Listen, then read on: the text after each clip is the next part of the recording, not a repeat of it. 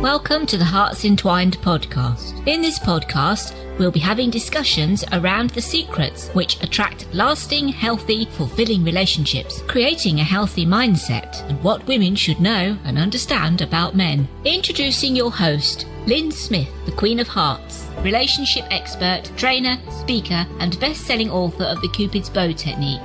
Lyn's mission is to have a positive impact in reducing divorce, domestic violence, and suicide. Welcome to the HEARTS Entwined podcast. This is your host, Lyn Smith, the Queen of Hearts. Okay, so in today's episode, I thought I would discuss communication skills because recently I've had a few clients and also at live events, I've had women come and ask me about how to speak to men, because it is different to how we would speak to each other as women. And I suppose I want to give you some tips on how to communicate in a better way that to his ears doesn't sound like any complaint or criticism or comparison, or it doesn't feel like he's being pressurized. And I just want to convey a few tips around how to really communicate in a way that's going to always keep you connected and always keep that bond between you maintained. So on previous episodes, I've talked a lot about low value and high value feminine women and what those different energy states are. So if you're not familiar with that, please go back to the earlier episodes because it's quite important you understand a little bit about the states, because I refer to them a lot in these later episodes. But in practical terms, what does it mean to actually behave in a high or low value woman energy state? Well, first of all, let me list some behaviours under both those banners. So I'm going to start with the high value feminine women. You know, what is it about them that makes them different to being low value feminine women, for example? So high value feminine women, they take responsibility for their own well-being. They're not dependent on their man for meeting all of their needs. They are perfectly content to keep themselves busy with activities and friends when he's not around. They're content if he doesn't want to join in or do something that they want to do. They don't actually need his feedback to feel valued and confident. They encourage, respect and trust their men's capabilities. They are playful, positive and upbeat. They're able to express their ideas and opinions as wants and desires, and this is something that I'm actually going to go into in more detail during the rest of this episode. And if they need help from their man, they can communicate this in a positive way that he's going to hear it as something that he can do to make his woman happy. They're comfortable being completely open and honest with their man, and they go with the flow in social situations. So that's just a couple of traits of high value feminine women. On the opposite side of the coin, some behaviours of low value feminine women are things like they get upset when their man, has done something or a situation isn't to their liking. And what they'll do is they'll say they're fine, but then they'll brood about it for the rest of the day. So they're obviously not fine. So that's not congruent with what they're saying. The behaviour isn't sort of congruent with the words. They tend to over-dramatise and exaggerate events, situations, or what things their man's doing in a negative way. They live in the past and keep bringing up old arguments or problems. They try to convince or pressure their man to talk about his feelings. This isn't something that men are particularly comfortable with, is sharing their feelings. I mean, some men are fine, and sometimes, they do need to be in a long-term relationship before they actually start to open up. But you should never pressure a man to know what he's feeling, especially in the early dates stage. You want to not have that as something that you want to be digging out of him or pressurizing him about, because that will just make him want to distance himself.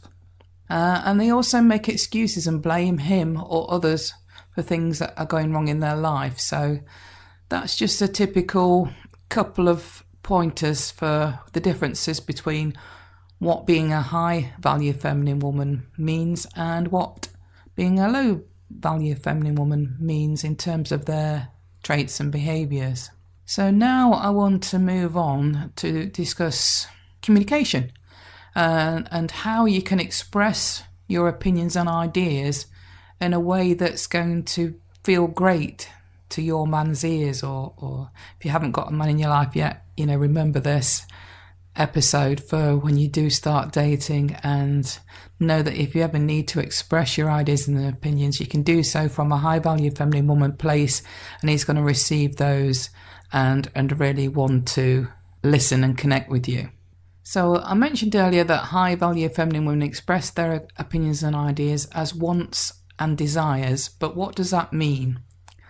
Well, I can remember as a child growing up, and I can remember distinctly if ever I said, I want, and then whatever it is I wanted come out of my mouth, my mother would instantly jump in on the words I want, and she'd say, I want, don't get, because it was considered very bad manners to even start a sentence with the words I want. So on the back of that, I think many of us grow up not knowing how to convey our wants and desires because, it's sort of more or less been disciplined out of us by our parents.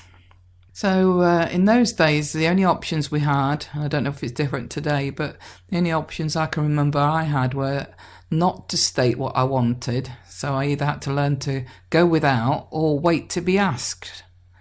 And the wait to be asked opportunity probably only presented itself probably twice a year, before a birthday and before Christmas. Or the alternative to that was I could try and cleverly influence or exploit a situation to get what I wanted. But none of these are healthy options because they just cause me frustration, and I'm sure a lot of women can relate to that.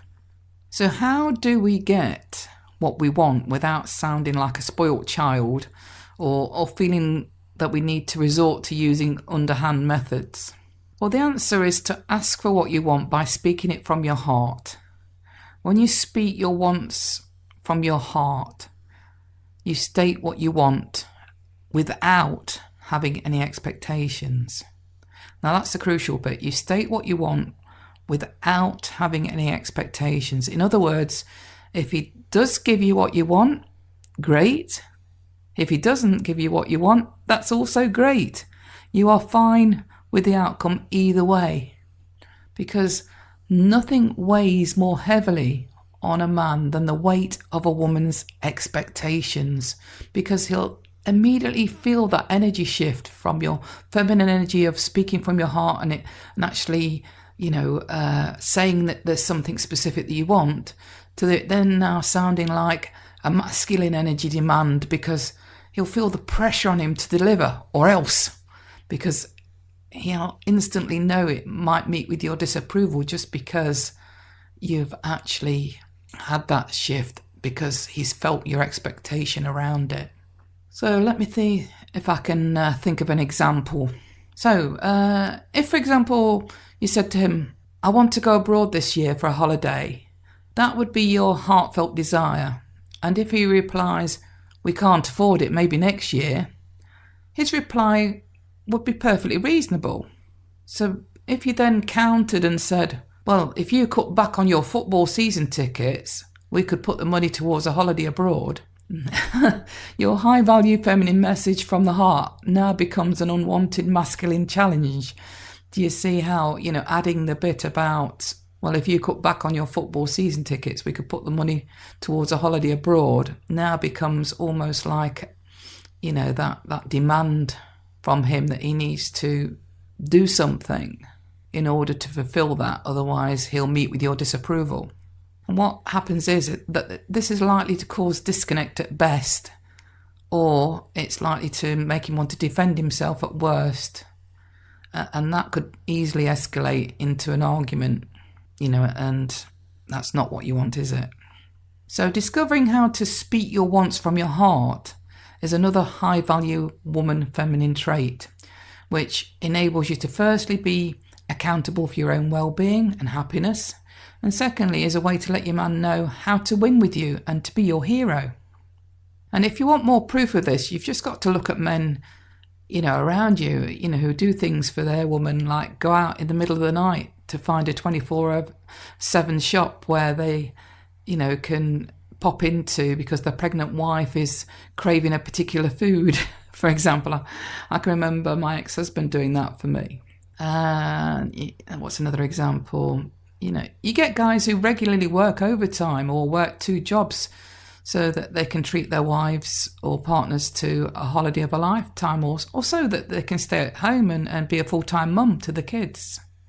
Your man wants to make you happy, and when you express your wants and desires, you are actually giving him another opportunity to win with you and to be your knight in shining armour. I'm sure many of us have heard of the rhyme, happy wife, happy life. And studies that have been done with men around this theme suggest that the happy wife, happy life maxim is actually massively important and definitely true.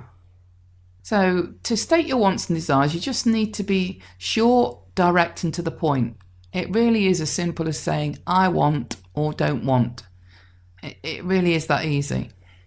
So if you actually struggle with saying I want because it feels a bit uncomfortable to you, or because you're still in the mindset of feeling like it's bad manners, you could even change that to I would love or I would like.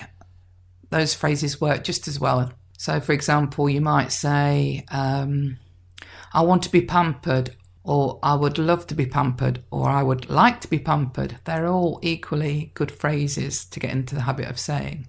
What else? Things like, I would love to have a baby someday, or I would like to have a baby someday, or I really want to have a baby someday. Another example would be, I want a starter at the restaurant, but I don't want a dessert. So you've got both in there. You've got the want and you've got the don't want. I want a starter at the restaurant, but I don't want a dessert. I don't want to be woken up early. Keep your wants and don't want statements short. That's the key. So in other words, don't offer any hows, as in stepping into any controlling masculine energy and giving him explicit step-by-step instructions on how he should fulfill your wants and desires. That's a big no-no. Just let him figure it out for himself. And also beware of using the word we, as this can be misunderstood. I had recently one of my clients asked me if it was okay to say to her husband, we need to buy the kids new bikes for Christmas. Now, when she says we in this context, what's happening is that she's watering down her heartfelt desire to buy the kids new bikes. And what he will hear is that the bikes are now essential rather than a want or a wish. And the reason we tend to do this is because, we slip back into that place of fear because it makes us feel safe and in control. So again, we're slipping back into that masculine energy. So now what he feels is the pressure from another masculine energy, from being that feminine who's just expressed a want or a wish. You've now, as I say, slipped into that masculine energy space of going into that control mode from a place of fear, just to make yourself feel safe. And he'll feel that, he'll feel that as a pressure. He'll feel that as another masculine energy in the room, rather than the opportunity to make you happy by fulfilling your want or wish. So I hope you've been given some great insights within this episode for how you can express your opinions, your ideas, and your wants and your desires in a way that you know is going to be received really well from your partner, your man, your husband, your boyfriend, or your future beloved. And I wish you well, and I really want you to think about how you can probably practice this on different men, not necessarily if you're not in a relationship. It doesn't necessarily have to be with a partner. You can just practice on other men in your life and seeing how they respond to you and see if it creates more connection. Okay, I'm going to leave you with that for now in this episode. Just finally to always remember that true love starts with opening our hearts. And until next time, goodbye for now. Thanks for listening to the Hearts Entwined podcast. You can follow Lyn via the Facebook group Two Hearts Entwined, or search Lyn Smith, inspirational speaker, at LinkedIn, or email lyn@hearts-entwined.com. That's LYN@hearts-entwined.com. Remember, true love starts with opening our hearts.